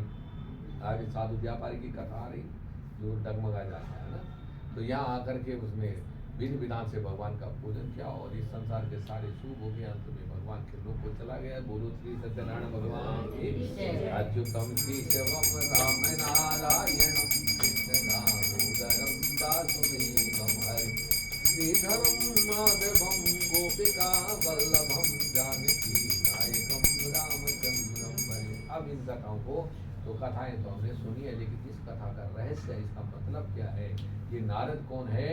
हमारे यहाँ नारद कहा है मन को। ये जो मन है जब इस संसार में घूमता रहता है, दूसरों के साथ अपनी तुलना करता है, ये धनी और मैं नहीं, इसके बच्चे बहुत अच्छे पढ़ लिख करके ठीक हो गए हैं, हमारे नालायक रहे, मतलब जब ऐसी तुलना करने लग जाता है तो उसके बाद ये मन माने जब संसार में घूमे, लोगों को देखे, भगवान की तरफ तो कभी देखता नहीं, दूसरों को देखता है। अरे ये संसार के सुख हैं, क्षण भंगुर जीवन की कलिका कल प्रात को जान की नीन खिली, मलयाचल की शुचि शीतल मंद सुगंध समीर मिली न मिली, भजले हरि नाम हरि रसना। फिर अंत है कल ग्वाल कुठार ले ये फिर था, तनु नम्र है कोट झिली चोट झिली न झिली, भजले हरि नाम हरि रसना। फिर अंत है। इसलिए ये जो समय है ये लोगों को देखने का नहीं है, लोगों के सुख दुख पर विचार करने का नहीं है, भगवान के भजन करने का। ये काल तो घूमता रहता है, भ्रमण करता रहता है। कहीं ऐसा ना हो कि अंत समय में ये हुआ, ये रसना वो झीली किने भगवान का नाम मुख में आया कि नहीं आया। इसलिए ये भगवान का पूजन करते रहो, कहीं कभी न कभी ये याद आएगा। अंतिम समय में कहते हैं अंतिमति सागति, यदि अंतिम समय में जैसी मति होती है वैसे ही सब कुछ हो जाता है। इस संसार से हमारा जो संबंध होता है वो कितने समय का है, 40-50 साल का है, जितनी हमारी उम्र है। तभी तो हम जानते हैं मम्मी है, पापा है, परिवार है, ये सब। और इससे पहले क्या थे और इसके बाद क्या होंगे किसी को पता नहीं, है ना। तो इसलिए इस संसार में उस असली ईश्वर को हम याद करें। तो ये मन जो कभी भगवान की तरफ चला जाए और भगवान की इच्छा मिल जाए तो बस बड़ी बात है ना। आपके यहाँ से तो योगी जी इतने बड़े हैं, वो इतना परिवार, लेकिन वो संत हैं वो लोग, वो दिखते मतलब लगता है कि ये परिवार के हैं, ये हैं ऐसे, लेकिन वास्तव में जो संत होते हैं ना उनको किसी से कोई मतलब नहीं होता। ईश्वर बता ये मेरे ये सब परिवार के साथी केवल इसी जन्म के, असली जन्म का साथी तो कोई और है। तो ये नारद जी ये मन भी जब भटकता है, इधर घूमता है, और कभी क्या पता कभी गुरु के रूप में भगवान के भजन पूजन करने से कुछ मिल जाए, ज्ञान हो जाए हमें कि वास्तव में सच क्या है, सुख क्या है और दुख क्या है, इसका ज्ञान यदि हो जाता है तो फिर वह खुश हो जाता है। ये सतानंद मान का ये जीवात्मा सत आनंद 100 खुशियाँ चाहता है। एक मकान मिला ये ठीक नहीं, दूसरा मकान मिले ये ठीक नहीं, ये वो बस एक खुशी के बाद दूसरी खुशी, एक सुख हमारा पूरा हुआ तब तक पता चला ये एक और होना चाहिए, फिर दूसरा हुआ फिर तीसरा। तो ऐसी जो कामनाएं हमारी 100 कामनाएं होती हैं, कभी भी शांति नहीं मिलती। यही शतानंद लकड़हारा, वही नौकरी चाकरी करने वाले, कितने भी धन मिल जाए, कितने तनख्वाह मिल जाए, फिर भी कहते कम ही है। कभी ये नहीं देखते कुछ और भी हैं जिनको 4-5 हज़ार रुपये 8-10 हज़ार रुपये मिले, हमको तो इतने मिल रहे हैं, तो थोड़ा ये तुलना नहीं करते नहीं इतने मिल तो रहे हैं, पर खर्चे ऐसे हैं कि जो पूरा ही नहीं होता। ये लकड़हारा वही, और जैसे वो लकड़हारा भी सोच दे जाए, लकड़हारे की तरह भी ये सोच दे कि जो कुछ मिल रहा है ठीक है, कुछ भी करो, जो भाग्य में उसने मिलना है। तो ऐसे तुलना जब करने लग जाते हैं, यही लकड़हारा है। और अब हम प्रवेश कर रहे हैं तीसरे अध्याय में। ये तीसरा अध्याय जो गृहस्थियों के लिए है, गृहस्थ कैसा होना चाहिए। सानंदम सदनम सुदास सुदया कांता प्रियालापिनी इच्छा पूर्ति धनम सयुसिदरति आज्ञा परासी भगाम आतिथ्यम शिव पूजनम प्रतिदिनम मिष्ठान पानम गृहे साधु संग मुपासते सततम धन्यो गृहस्थाश्रमा। गृहस्थाश्रम कैसा होना चाहिए, तो यहाँ पर 2 गृहस्थियों की कथा है। तो गृहस्थ कैसा होना चाहिए, सानंदम सदनम, जिस घर के अंदर रहे वहाँ टेंशन लड़ाई झगड़ा न घूसाबाजी होती रहो, ऐसा नहीं होना चाहिए। तो उस घर के अंदर क्या होना चाहिए, आनंद मिलना चाहिए। सानंदम सदनम सुताच सुदया, और जो संतान वो संतान बुद्धिमान होनी चाहिए, मूर्ख नहीं होनी चाहिए। कांता प्रियालापिनी, पत्नी सुंदर होनी चाहिए, केवल देखने में न हो, देखने में सुंदर हो, और जब तक 2 साल से हाँ 2 हाथ न कर लेता फिर चाहिए। तो सुंदरता के साथ ऐसा होना चाहिए कि जो अतिथियों का सत्कार करने वाले हो, अपने माता पिता, अपने सबके सास ससुर की सेवा करने वाले हो, उनका सम्मान, सेवा तो क्या होना है पर जरा इज्जत करने वाले हैं। तो कांता प्रियालापिनी, इच्छा पूर्ति धनम, इतना ही धन मिले कि जिस धन से घर की इच्छाएं पूरी हो जाए, जो घर की जरूरतें पूरी हो, इससे ज़्यादा धन भी नहीं चाहिए। इच्छा पूर्ति धनम सुयोषित रहती, पति पत्नी में झगड़ा नहीं होना चाहिए। आज्ञा परा सेवका, यदि घर के अंदर जो अनुज हैं, जो छोटे हैं, वो अपने से बड़ों का सम्मान करें। आतिथ्यम शिव पूजनम, अतिथियों का सत्कार, यदि अतिथियों का सत्कार नहीं करेंगे तो उन लोगों घरों को देखो, मैं तो बड़ा आश्चर्य करता हूँ, किसी के लिए बोलना भी नहीं चाहिए, लेकिन किसी के घर में तो ऐसा होता है कि चलो उनका खुला होगा, चलो उनके घर में चाय पानी पी के आते हैं। और ये बोलते हैं कि नहीं भाई उनकी बुआरी खतरनाक है, मान नहीं जाए। ऐसा भी होता है ना, कई जगह तो वहाँ लोग खाना भी चाहते थे, वहाँ नहीं जाते, किसी ने कुत्ते पाल रखे, आप लोगों ने तो नहीं पाले। हाँ भाई, हम तो अब किसी ने नहीं पाल रखे तो नाराज मत होना, किसी ने पाल भी रखे होंगे, पर हम बता दे रहे हैं कि कुत्ते, हाँ कुत्ते घर में तो भगवान चले जाते का, ये तो लोग हमारे वहाँ कभी ही नहीं बोलो, वो हम जा रहे हैं, है ना। ये दूसरा, कुत्ते का हमारे यहाँ बड़ा सम्मान है। सबसे पहले जब भोजन करते हैं तो गाय ग्रास, सबसे पहली रोटी गाय के लिए, सबसे अंतिम रोटी कुत्ते के लिए, स्वान के लिए, उनकी सेवा करनी चाहिए, वो केवल डेली तक ही रहते हैं। तो और जब हम पितरों का श्राद्ध करते हैं तो उस समय भी 5 ग्रास निकालते हैं। तो हम तो छोटी से छोटी जो छोटा सा जीव है, एक चींटी, उसके लिए भी अन्न निकालते हैं। सबसे छोटे प्राणी जीव है, और गाय के लिए भी निकालते हैं, तो गाय के निकालते हैं, कुत्ते के लिए निकालते हैं, कन्याओं के लिए निकालते हैं, विश्व देवा तिथियों को निकालते हैं, स्वान के लिए भी निकालते हैं। लेकिन घर के अंदर ही बैठ जाए तो क्या बोले, तो 2-3 जजमान छोड़ दिए, हमने छोड़े तो नहीं, पर मैं कोशिश करता हूँ कि न जाऊँ तो ठीक है। एक दिन देखा जो दूध हमको पिला रहे थे, वहीं पर कुत्ता भी बैठा हुआ था, वो पता नहीं था मेरे वो किचन में ऊपर, और केक काट कर जन्मदिन का केक काट रहे हैं, और उसके हाथ से उसका वही केक खा रहे बताए। थोड़ी सी है नहीं विपरीत स्थिति, ये बाप रे, पर केक वाली संस्कृति हमारी नहीं है। अब आजकल चल गई तो चल गई, तो छोड़ो, हम क्यों मना करेंगे, जिसको करना करें। लेकिन असली स्थिति ये है कि केक वाली स्थिति हमारी नहीं, ये क्रिश्चियन लोगों की, ईसाइयों की, बड़े बड़े लोग वो अंग्रेज वगैरह करते थे, हम उनकी वो करने लगे। हमारा काम तो था सुबह, और दूसरा क्या करते हैं, जब जन्मदिन होता है क्या करते हैं, दिया जलाते हैं। हमने तो दिया जला रखा, हम तो दिया को बहुत बड़ा मानते हैं, दिया जलाना। अब वो क्या करते हैं, वो दिया बुझाते हैं। अब बताओ कि जन्मदिन में दिया बुझाना चाहिए या दिया जलाना चाहिए? नहीं, तो ये विपरीत परिस्थिति नहीं है हमारी।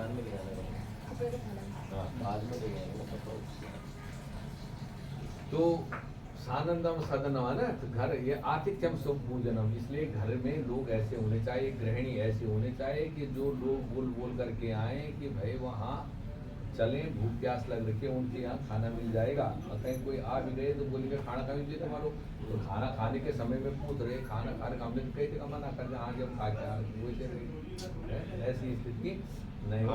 ऐसा ग्रस्त कहते हैं धन्य है। तो एक बार का एक राजा था जिसका नाम था उल्खामुख, ये पुनः अग्रे प्रवक्ष्या में पुराचोर को मुखो नाम निर्पशासीन महामती। अब तुम लोग कथा सुनो और उनको आने दो कोई बात, ठीक है ना। अब आप लोगों ने कथा सुनी तो आप उनको भी सुना दोगे, और कहीं आपने हमने कथा थोड़ा इधर उधर घुमा दी तो समझो आप भी भूल जाओगे क्या कर रहा है। तो पुनः नगरी प्रवक्ष्यामी का मैं एक बार फिर आपको इसको बता रहा हूँ कि पहले का एक राजा हुए थे जिनका नाम था उल्खामुख। आज जो उल्खामुख, हाँ वो श्लोक का पूरा अर्थ नहीं हुआ था कि आतिथ्यम शिव पूजनम, प्रतिदिन शाम सुबह दिया जलाना चाहिए, भगवान का पूजन करना चाहिए। आतिथ्यम शिव पूजनम प्रतिदिन मिष्ठान पानम गृह साधु संग, और सबसे बढ़िया बात बताई, अच्छे लोगों की संगति करनी चाहिए, क्योंकि जैसे लोगों की संगति करेंगे ऐसे ही गुण दोष होते हैं। अच्छे लोगों के साथ तो अच्छे बातें मिलेगी, और दुष्टों के साथ रहेंगे तो दुष्ट बातें होती है। उनकी उल्खामुख नाम का जो राजा था, जितेंद्र था, सत्यवादी था, प्रतिदिन मंदिर जाता था, जिन्हें जान, और विद्वान लोगों को दान भी देना चाहे तो कहाँ देना चाहे, कहीं ऐसे लोगों को दान देने से वो भी लाभ नहीं होता था। अच्छे लोगों को दान देना चाहिए जो उस धन का सदुपयोग करें। उनकी पत्नी बहुत सुंदर थी। एक बार इन्होंने क्या किया, भद्रशिला एक नदी थी, उस नदी के तट पर भगवान श्री सत्यनारायण का पूजन कर रहे थे। जब साधु ये पूजन कर रहे थे तो उसी समय एक व्यापारी आ गया। अब जब वो व्यापारी आया तो उसने देखा, व्यापारी माने जो बहुत चालाक होता है, कहाँ नफा हो कहाँ नुकसान हो। दूर से देखा कि राजा है, राजा होते हुए भी जमीन में बैठा हुआ है, तो इसका मतलब कुछ न कुछ विशेष चीज़ है। जा करके उस कथाक्रम को, उस पूजन को देखने लगा। बाद में उस पूजन को पूर्ण होने के बाद चरणामृत प्रसाद लिया, और पूजन के बाद पूछता है कि किमिदम पुत्री राजन देता प्रकाशम कुरु तत्सर्वम ज्योतिमिच्छामि सांप्रतम। माने इस समय महाराज आप बड़े दत्तचित होकर ये क्या कर रहे हैं, मैं जानना चाहता हूँ। कहा यार ये व्यापारी, हम लोग जो थे भगवान सत्यनारायण के पूजन कर रहे थे। क्यों कर रहे थे? क्योंकि पुत्र व्रतम जो स्वजने सा सार्धम पुत्र द्यावापि कामया, हमारे घर में संतान हो, हमारे जितने रिश्तेदार हैं उन सबका जिसका विवाह हो जाए उसका निश्चित उसके घर में संतान होनी ही चाहिए। ऐसी कामना से हम इस व्रत में कर रहे हैं कि सब कुछ भगवान की कृपा हमारे ऊपर बनी रही। तो उसमें और बातें भी बताई होंगी, लेकिन और बात तो समझ में नहीं आई। लेकिन हाँ, कहा ममा भी संतति नास्ति, महाराज मेरी भी संतान नहीं है, लेकिन इस व्रत को देखने से ऐसा लग रहा है कि मेरे घर में भी संतान होगी। इसलिए उसका विधि विधान पूछा, सीधा दौड़ा और दौड़ करके सीधा अपनी पत्नी के पास भार्या कथितम सर्वव्रतम सर्वविदायकम, उस संतान प्रदान करने वाले उस व्रत के बारे में अपनी पत्नी से कहा। आज दोनों पति पत्नी ने मन से की प्रार्थना, भगवान ने उनकी उस प्रार्थना को सुन लिया। और एकस्मिन् दिवसे तस्या भार्या लीलावती, सा पत्नी का नाम है लीलावती, भक्ति युक्ता नंद चित्ता अभवत धर्मपरायण गर्भिणी सा भवत तस्या भार्या सत्य प्रसादता। भगवान श्री सत्यनारायण के प्रसाद से वह जो पत्नी थी उसकी लीलावती गर्भवती हुई और ठीक 9वें महीने में उन्होंने 10वें महीने में कन्या को जन्म दिया। चंद्रमा के समान उसकी, जैसे चंद्रमा की कलाएं आज पूर्णिमा से पूरा चंद्र निकला हुआ है, ऐसे ही शुक्ल पक्ष में जिस प्रकार से चंद्रमा बढ़ती है, ऐसे वो कन्या दिन प्रतिदिन बढ़ने लगी और चंद्रमा की कलाओं को के समान बढ़ने के कारण उसका नाम रख दिया कलावती। और उसके बाद इसके बाद पत्नी ने कहा कि भाई तुमने एक व्रत लिया था, कि एक व्रत का संकल्प लिया था कि हमारे घर में संतान होगी, आज भगवान की हमारे ऊपर कृपा हो गई, क्यों नहीं करते। लेकिन साधु व्यापारी का वो सीजन चल रहा था, भगवान की कथा करनी है, उसको तो भूल गया। इसलिए आजकल हमारे उत्तराखंड में जो आप लोग देखते होंगे कि 4 लड़के की शादी हो, 4 लड़के की शादी हो, सत्यनारायण की कथा जरूर करवाते हैं। क्यों? कहीं हमने भी बोला ये सत्यनारायण आप कथा सुनने के लिए आ रखे होंगे, किसका विवाह नहीं हो रहा तो बोला होगा मेरी लड़की लड़के का विवाह हो जाए तो मैं भी कथा करूँ। तो ऐसा ना हो कि साधु व्यापारी की तरह हमको भी परेशान होना पड़े, इसलिए हम लोगों के यहाँ ये विधान है। और उसके बाद एक दिन उसकी बेटी देखते देखते बड़ी हो गई है। जाति थी कन्या महती चिंता कस्मे प्रदीयते महान वितर्का दत्वा सुखम प्राप्त वा नवेती कन्या नाम कर। कन्याओं के बारे में कहते हैं माता को तो कम, लेकिन पिताजी को ज़्यादा चिंता होती है। पता नहीं क्या बात, यहाँ तो ऐसा लिखा हुआ है ना कि पिताजी को ज़्यादा चिंता होती है। पहले तो जन्म हुआ तो उसी समय से चिंता हो जाती है, अब इसको थोड़ा संभालना पड़ेगा, इसकी देख रेख अच्छी तरह से करनी पड़ेगी। लड़का नालायक नहीं निकले कोई बात नहीं, पर इसको पढ़ाई लिखाई करके अच्छा पढ़ाना पड़ेगा और अच्छे संस्कार देने पड़ेंगे। उसको थोड़ा प्रतिबंध भी लगा के बेटा ये दूसरे का धन है, दूसरे के घर जाना है, इसलिए यहाँ तो जैसे भी पर दूसरे के यहाँ का धन हमने सुरक्षित रखा है। और फिर योग्य वर मिलता है तो दत्वा सुखम प्राप्त, धूमधाम से शादी भी कर ली तो भी चिंता करते हैं कि देने के बाद भी इस कन्या को इसके ससुराल में सुख मिलेगा या नहीं मिलेगा। इसलिए का पिताजी को ये चिंता लगी ही रहती है। बोलो श्री सत्यनारायण भगवान की। और यहाँ पर तो उनको बढ़िया दामाद भी मिल गया, और बढ़िया दामाद मिला तो दोनों पति पत्नी बड़ी खुश हो गए। अभी तक थोड़ा पत्नी बोल रही थी कथा करो, और अब तो जवाई को देख करके पत्नी भी बड़ी खुश हो गई, जवाई की मिल आई।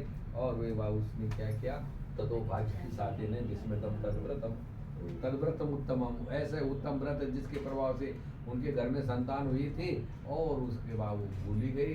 अभी तक अकेला व्यापार करने के लिए जा रहा था, अब जवाई को लेकर ही चल दिया। और जब देखा कि भगवान ने भी विचार किया थोड़ा सा याद आ जाए इसको, लेकिन याद नहीं आया तो कहा जाओ अब तुझे बहुत ही दारुण कष्ट होगा। और ऐसा कष्ट देकर के सिंधु नदी के तट पर व्यापार कर रहा था। राजा चंद्रकेतु का नगर था, और उस राजा चंद्रकेतु के नगर में एक कुछ चोरों ने चोरी कर, और जब चोरी की तो चोरी करते करते भाग करके आए, और राजा के सैनिक पीछे से आ रखे थे। उन्होंने तो वहाँ पर उसका सामान चोरा हुआ माल रखा, अपने आप को अदृश्य हुए। इधर राजा के सैनिकों ने उन दोनों को पकड़ लिया। ये कथा आप जानते हैं। राजा ने भी उनको कारागार में डाल दिया, उनकी कोई बात नहीं सुनी। इधर घर में भी पत्नी जो है आदि व्याधि से बीमार होने लगी, कुछ पता ही नहीं क्या दुख का कारण है। घर में जो कुछ धन था वो सब चोरों ने चुरा लिया, और जो कलावती कन्या थी वो तो भूख्यास में इधर उधर भटकने लगी। और एक दिन इतना विलम्ब हुआ, इतनी देर हो गई कि बहुत देर से जब घर में गई तो माँ पूछती है बेटी इतने समय तक तू कहाँ थी। और आज कलावती एक ब्राह्मण के घर में गई थी, उस सत्यनारायण व्रत कथा को देखा, उस चरणा में तो प्रसाद लिया, और फिर आकर के अपनी माँ को पूरी घटना बताई कि मैं वहाँ थी। और भगवान सत्यनारायण का स्मरण होते ही तो लीलावती को समझ में आ गया आज हमारे दुख का जो कारण है वो केवल यही है, हमने एक संकल्प लिया था, उस संकल्प की कृपा से उस भगवान सत्यनारायण के पास से हम सब संपन्न हुए थे। लेकिन हमने उस व्रत को नहीं किया, इसलिए उसने कहा कि मेरे घर के अंदर जो कुछ पड़ा हुआ है ना, इस कुछ खर्च करने की जरूरत नहीं है। पत्रम पुष्पम फलम तोय, पत्र पुष्प, पत्र माने पत्ते, फूल फल, पत्रम पुष्पम फलम तोय, जल, वही यही चीज चाहेगा भगवान की पूजा करने के लिए, और कुछ भी नहीं चाहिए। तो इन सबसे मैं भगवान का पूजन करती हूँ। इधर वो भगवान का पूजन करने लगे, उधर राजा चंद्रकेतु को स्वप्न आ गया, वे जो तूने व्यापारियों को पकड़ गए तो निरपराध है और इनके भाग्य से दुख मिला, इनको छोड़ देने दो राजा, तेरे को ज्यादा कष्ट होगा। इधर कथा पूर्ण हो रही थी, उधर जाकर के राजा चंद्रकेतु ने वो वाली स्वप्न की बात कल अपनी राज्य सभा में बताई और कहा भाई इन दोनों को मुक्त करो। बड़ी बड़ी दाढ़ियाँ हो गई थी, उनका सौरकर्म कराया, नए नए वस्त्र पहनाई, जो धन ले लिया था वो 2 गुना करके दे दिया और कहा ये व्यापारियों आपको जो कष्ट मिला इसमें कोई दोष नहीं है, तुम्हारे भाग्य में ये दुख था, अब तुम अपने नगर के लिए जाओ। इन दोनों ने भी राजा को प्रणाम किया। अब सबकी समझ में आ गया, लेकिन साधु व्यापारी के समझ में अभी भी नहीं आया। ये तो अच्छा ही हुआ, बैठे बैठे प्रॉफिट हो गया, व्यापार करता तो भटकना पड़ता है यहाँ वहाँ, ये तो राजा ने अपने आप ही 2 गुना दे दिया, ठीक। और उसके बाद राजा को प्रणाम करके जा करके वो अपने घर की तरफ चल दिए। गुरु श्री सत्यनारायण भगवान की अच्युतम की सेवम राम नारायणम कृष्ण दामोदरम वासुदेवम हरि श्रीधरम माधवम गोपिका वल्लभम जानकी नायकम रामचंद्रम भजे। अब यात्रा तो बढ़िया ढंग से करता है। यात्रां तु कृतवान् साधुर्मंगलाय पूर्विकां ब्राह्मणेभ्यो धनम दत्त्वा तदा तो नगरम ययो। ब्राह्मण को भी धन दिया उसने, बड़ी सुंदर यात्रा की। लेकिन भगवान ने फिर इसकी परीक्षा लेनी चाहिए कि इसकी समझ में कुछ आया कि नहीं आया। जा करके उसके पास जाए, जिज्ञासा कृतवान साधु किमस्ति तवन स्थितम, और सेठ जी तुम्हारी नाव में क्या रखा हुआ है, ऐसा लग रहा माल ही माल है। तो वो दोनों वो साधु व्यापारी फिर जा करके उनका मजाक उड़ाने लगा, परिहास उड़ाने लगा। अरे दंडी स्वामी कथम पृच्छते वो दंडिन मुद्राम ने तुम किम इच्छा थी, अरे दंडी स्वामी ऐसा क्यों पूछ रहे हो, ऐसा लग रहा है तुम्हारी कुछ धन लेने की इच्छा है। लता पत्रादिकम सेवा वर्तती तरणो ममा, मेरी जो तरणी है, मेरी जो नाव है, इसमें तो कुछ नहीं, इसमें तो लता पत्र फूल पत्ते भरे हुए हैं। ऐसे निष्ठुरम च बचा श्रुत्वा सत्यम भवति बचा, उसके ऐसे निष्ठुर वचन को सुन करके अरे सेठ जी तुम जो बोल रहे हो तुम्हारी बात सत्य हो जाए। ये वो मुक्ता गता सिकम दंडी तत्समी पता। और इसके बाद वो दंडी स्वामी उस स्थान से चले गए कि कुछ सिंधु नदी की तट पर गिरा करके बैठ गई। संध्या भगवान का भजन करने लगे। इधर दंडी स्वामी भी, ये साधु व्यापारी भी भजन कर रहा था, लेकिन जा करके एक नजर अपनी नाव पे थी और धीरे धीरे वो नाव, क्योंकि वो तो धन वगैरह से व्यापार से भरी हुई थी, वो भरी हुई नाव थोड़ा हल्की हो गई, थोड़ा हिलने लगी। साधु व्यापारी ने आंखें खोली, देखा तो वहां जाकर वही लता पुत्र जो उसके मुख से निकला था वही सब भरे हुए हैं, वही मूर्छित होकर के गिर पड़ा। जवाई जी ठीक ठाक थे, उन्होंने जरा पानी की छींटे वोंटे दे करके ससुर जी को अपने थोड़ा होश में लाया और कहा मारा क्यों क्यों परेशान हो रहे हो, आपने थोड़ा ध्यान नहीं दिया, तुमने ऐसा बोला। आप दंडी स्वामी ने कहा तुम्हारी बात सत्य हो, कहीं ऐसा तो नहीं उन्हीं का श्राप लग गया हो।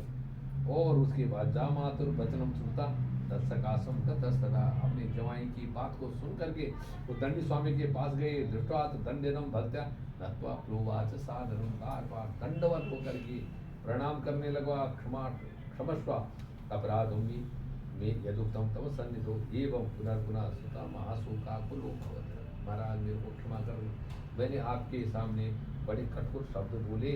और ऐसा करके जब दंडी स्वामी फिर भगवान देव प्रसन्न तो हो ही गए, पत्नी के पूजा का प्रभाव पड़ रहा था और कहने लगे मारोदी श्रीमद वाक्यम मम पूजा बहिर्मुखा ममा ज्ञात दुर्गति लब्धुम दुःखम मुहुर्मुहुः तच्युता भगवद्वाक्यम स्तम कर्तुम समुद्यतः। जाकर कहने लगा अरे मूर्ख, बार बार तेरे को सब मेरा ही श्राप लगा हुआ है, बार बार मैं तेरे को पूछ रहा हूँ लेकिन तू क्या कर रहा है, तूने एक बार भी मेरा स्मरण नहीं किया, बार बार कष्ट हुआ लेकिन कभी तूने मुझे याद नहीं किया। अब साधु व्यापारी को जब याद हुआ तो उसके बाद दंडी स्वामी के चरणों में पड़ गया। महाराज बड़े बड़े प्रमादी देवता भी आपके स्वरूप को नहीं जानते, आपकी माया को नहीं जानते, मैं आपको कैसा पहचान सकता हूँ। और उसके बाद फिर प्रणाम करता है, दंडी स्वामी प्रसन्न होते हैं और फिर ये वस्तु करके उसकी को धन धान से परिपूर्ण करते हैं। इधर नगर की तरफ आए और दूर से ही अपने नगर को देखा, अपने दूत को भेजा कि तुम शीघ्र ही जाओ। तदो नगरम गत्वा साधु भार्यां विलोक्य च प्रोवाच वांछितं वाक्यं दत्वा बद्धांजलिस्तदा। और निकटे नगर सेवा जामात्रा सहितो बणिक। घर में भगवान सत्यनारायण का पूजन चल रहा था, जाकर के कहा कि जो वो सुंदर वचन वो लीलावती सुनना चाहते कि हमारे यहाँ से कोई खुशखबरी आ जाए। और जब उस खुशखबरी को सुनना चाह रहे थे तो उस खुशखबरी के बाद उस दूत ने कहा कि तुम्हारे जामाता और पति बिल्कुल नगर के निकट ही है। लीलावती बड़ी प्रसन्न हुई, भगवान को प्रणाम किया, व्रत को पूर्ण किया, चरणामृत प्रसाद लिया और व्रत को पूर्ण करके चलने लगी। बेटी से कहा, बेटी तुम शीघ्र ही व्रत पूरा करके आना। लेकिन उसको उत्तावली कलावती को ऐसी रही कि वो तो पति हुआ, व्रत को पूर्ण किया लेकिन चरणामृत प्रसाद का तिरस्कार। और जब जाती है तो वहाँ जाकर अपने पति को अदृश्य भगवान की वह माया और फिर आकाश मंडल से फिर आकाशवाणी जो बहुत दुखी हो गए थे कि कहाँ गई, अभी नाव भी हमारी सुरक्षित है, हमको दिखाई क्यों नहीं दे रहे हैं। निश्चित मुझे फिर मैं भगवान की माया से फिर मोहित हो गया हूँ।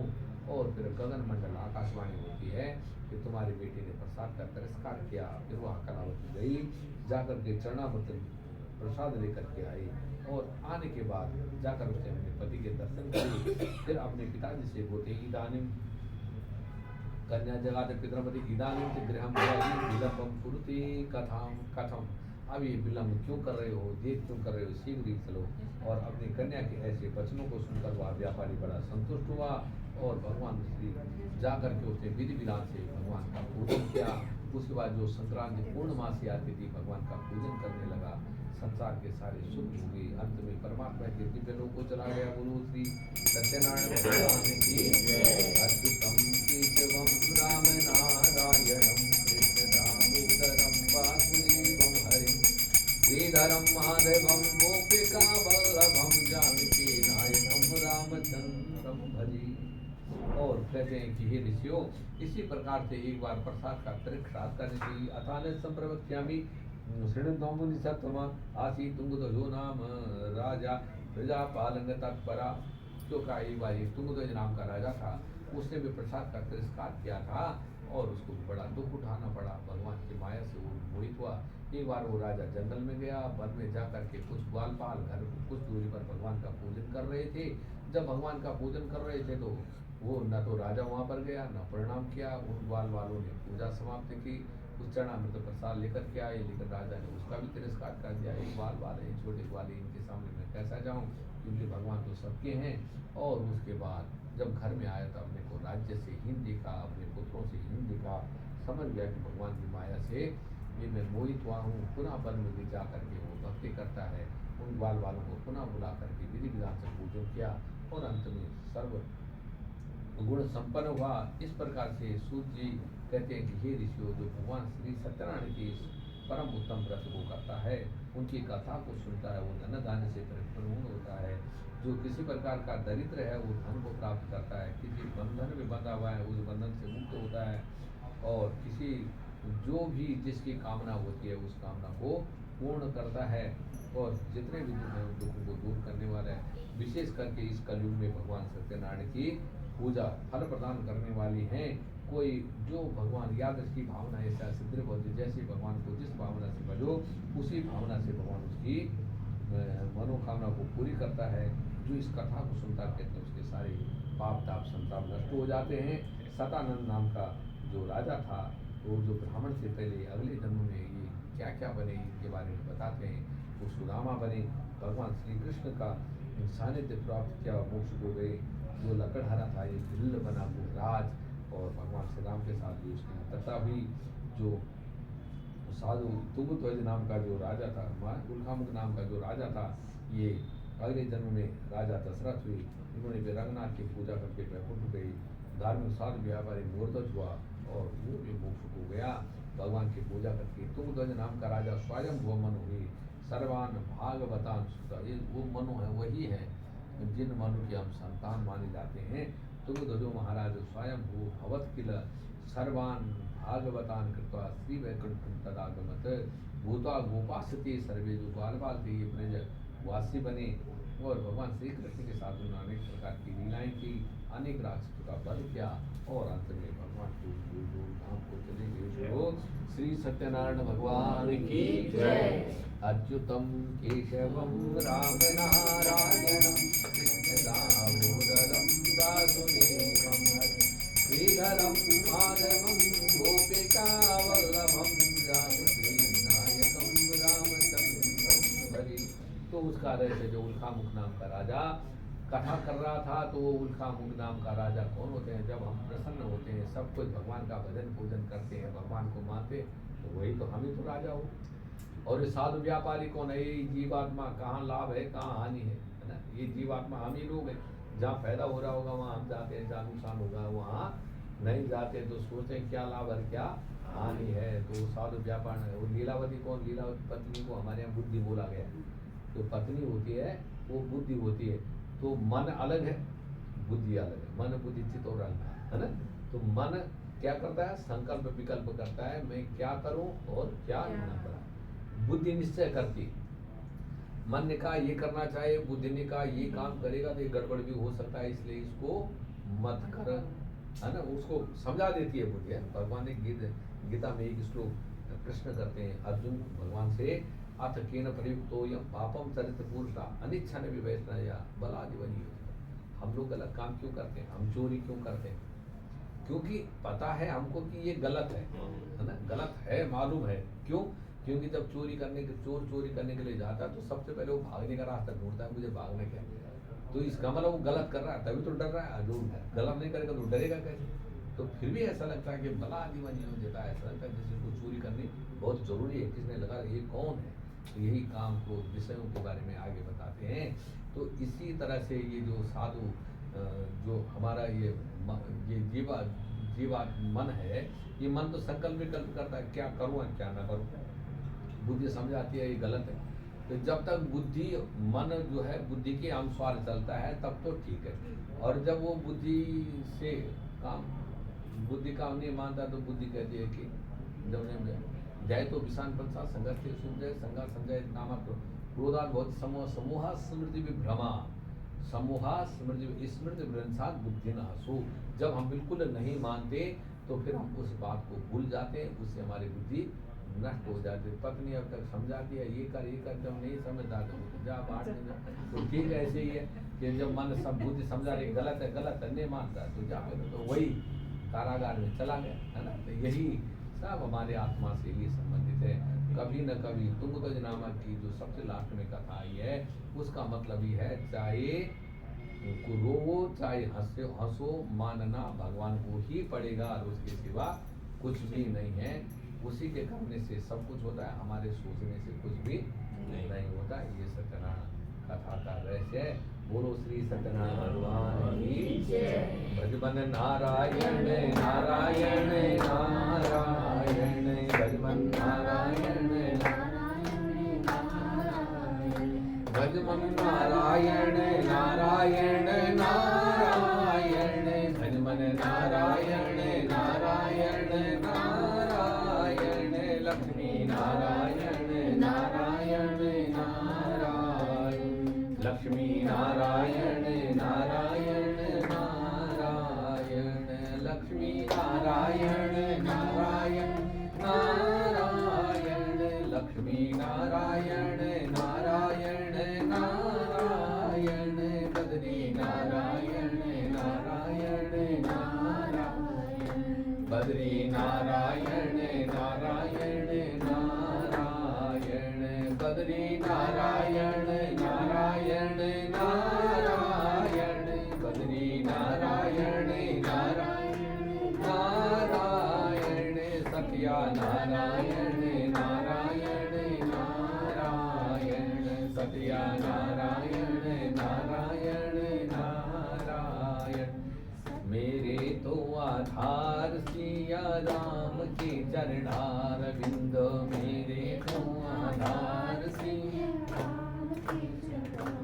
बिंद, मेरे तो आधार सिया राम के चरणार बिंद, मेरे तो आधार सिया राम के चरणार बिंद के आधार कन्हैया नाम के।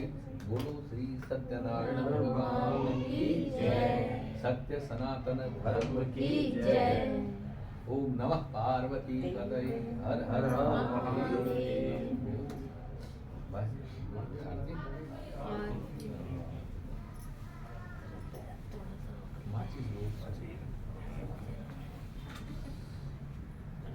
बस ठीक है ना, इतनी देर इतना ही बहुत है ना, समझ में आ गई तो। आरती की नमः ज्वाला मालिनी नमः आरती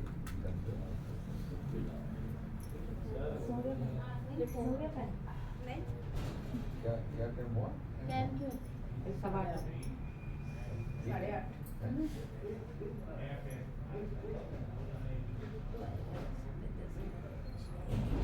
अच्छा वो छोटा था। अभी रुक जाओ, आरती होने दो तब। बस पहले आरती कर लो, और आरती करने के बाद एक तरफा हो जाएगा सब कुछ है। दही डाल देना। 5 दिन बनाया। हाँ जी है? 5 दिन क्यों बनाया? अच्छा 5 थोड़ा ठीक लगते हैं। नहीं वो कुछ बात होती है। ना मैं सब कुछ नहीं है, पंचमुखी। या तो तीन करते हैं या 3 मुखी 5 ही बनते हैं ऐसा ज्यादातर बनते तो हैं। आरती के लिए। तब उसी या हिसाब फिर से एक जो है। रखते हैं। हाँ, एक से भी कर लो, कोई बात नहीं, एक से अच्छा हो जाए। नहीं मैं तो कुछ होता। जलाओ दिए पर रहे ध्यान इधर दे, मतलब कहने का मतलब ये है कि जब प्रसन्नता होती है, प्रसन्नता का द्योतक है। जितने खुशी दिए दिए जलाना एक मुहावरा भी हमारे यहाँ। तो बस ये है कि जब खुशी रहती है तो ऐसे भगवान से हम भी खुश हैं, जैसे भगवान के नाम पे चलो रखते हैं। मैं मुड़ जाऊंगी पैसे पकड़। ओम आरार्थी की नमः ज्वाला मालिनी नमः सर्वोपचारार्थी गंधात् पुष्पाणि समर्पयामि।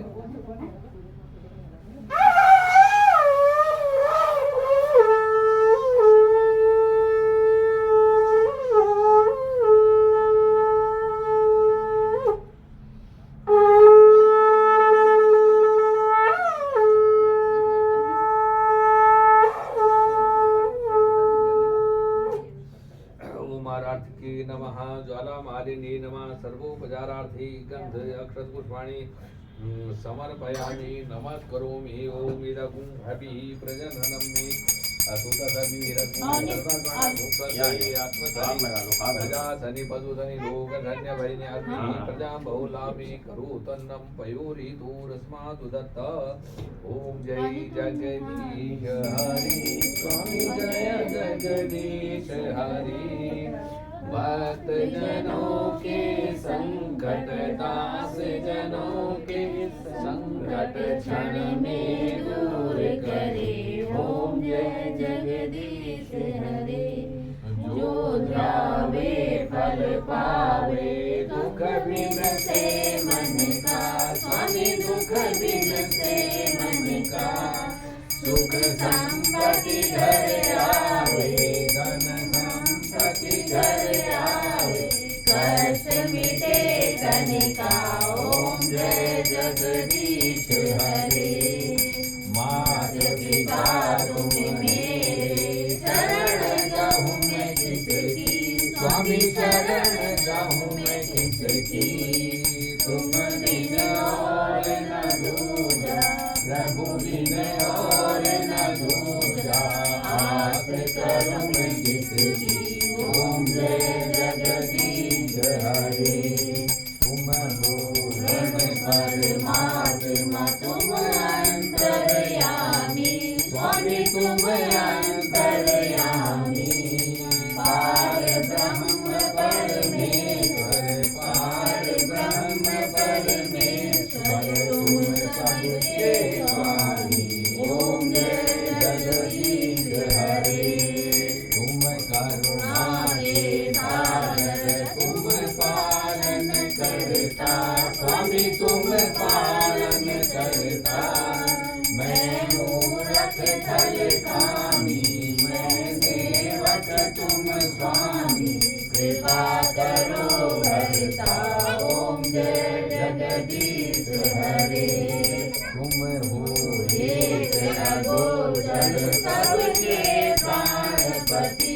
स्वामी सबके प्राणपति। किस बीज मिला हूँ दयामय, किस बीज मिला हूँ दयामय, तुमको मैं तुम की ओम जय जगदीश हरे। दीन बंधु दुख हरता तुम रक्षक मेरे, स्वामी तुम ठाकुर मेरे, अपने हाथ उठाओ, अपने शरण लगाओ, द्वार पड़ल तेरे, ओम जय जगदीश हरे। विषय विकार मिटाओ, पाप हरो देवा, स्वामी कष्ट हरो देवा, श्रद्धा भक्ति बढ़ाओ, श्रद्धा प्रेम बढ़ाओ, संतन की सेवा, ओम जय जगदीश हरे। तन मन धन सब कुछ है तेरा, स्वामी सब कुछ है तेरा, तेरा तुझको अर्पण, प्रभु को अर्पण, क्या लागे मेरा, ओम जय जगदीश हरे। क्या तन मन धन सब कुछ है तेरा, स्वामी सब कुछ है तेरा, तेरा तुझको अर्पण, प्रभु को समर्पण, क्या लागे मेरा, ओम जय जगदीश हरे।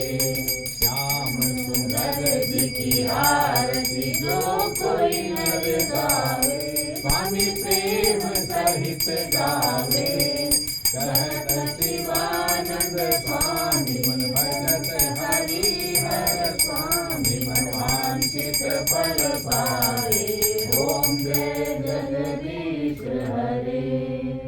ओम जय जगदीश हरे, स्वामी जय जगन्नाथ हरे। भक्त जनों के संकट, दास जनों के अवगुण क्षण में दूर करे, ओम जय जगदीश हरे। ओमस्तस्तेजो बहिस्तेजो जेके कृत्यमं ब्रह्म आरार्थिकं महं कुर्वी पश्चिमे वरदो भवा पातमतीस्तं तोयं भ्रामितं केतवोपरि अंगलग्न मनुष्याणां सर्वं पापं व्यपोहतु सर्वं कष्टं व्यपोहतु। ओम त्वमेव माता स पिता त्वमेव विद्या द्रविणं त्वमेव विद्या द्रविणं त्वमेव सर्वं मम देवदेव। कर्पूरगौरं करुणावतारं संसार सारं भुजगेन्द्रहारं सदा वसन्तं हृदयारविन्दे भवं भवानी सहितं नमामि। ओम जगी न जगमय झंत देवास्तानि धर्माणि प्रथमान्यासन्नाति हनकं महिमानः सजन्दजरपूर्वी साध्याः सन्ति देवाः। ओम राजाधिराजाय विषयशायिने नमो वयं वै श्रवणाय कुर्महि समे कामान् कामकामाय मह्यं कामेश्वरो वै श्रवणो ददातु। कुबेराय वै श्रवणाय महाराजाय नमः। ओम विश्वतः चक्षुरुत विश्वतो मुखो विश्वतो बाहुत विश्वतस्पात् संबाहुभ्यां धपद्रे संवत्रे द्यावा भूमि जनेन देव एका। ओम एकदन्ताय विद्महे वक्रतुण्डाय धीमहि तन्नो दन्ति प्रचोदयात्। ओम नारायणाय विद्महे वासुदेवाय धीमहि तन्नो विष्णु प्रचोदयात्। श्रीवन्तिका बकुलचम्पकपाटिलाब्धे पुन्नागजातुकरवीररसालपुष्पे बिल्वप्रबाल तुलसी दलमञ्जरीभिः त्वां पूजयामि जगदीश्वर मे प्रसीदा। नाना सुगन्धपुष्पाणि यथा कालो भवञ्च पुष्पाञ्जलिं मया दत्तं ग्रहाणा परमेश्वरः। नमस्कार। बाय। हाथ में चढ़ा दो।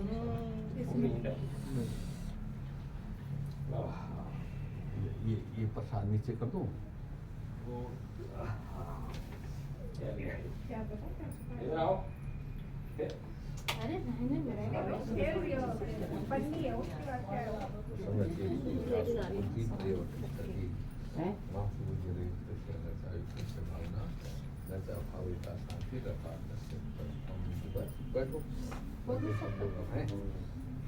घुमा दे, अंदर घुमा दे थाली।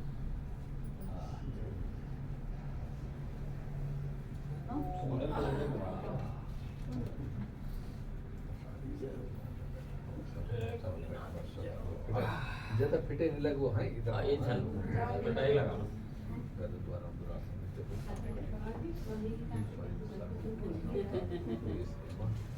वही कह रही थी, टीका लगवाने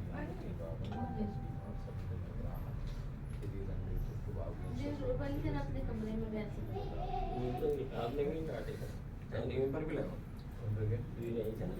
अच्छा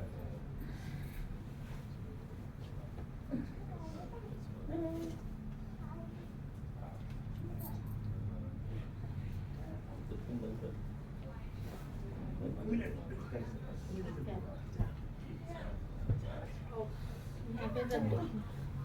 तो है पहले आप दोनों व्रत वाले हैं ना चना मृत और हाथ धोकर क्या हुआ सबको चना मृत दो फिर आप है ना अकाल मृत्यु सर्व आदि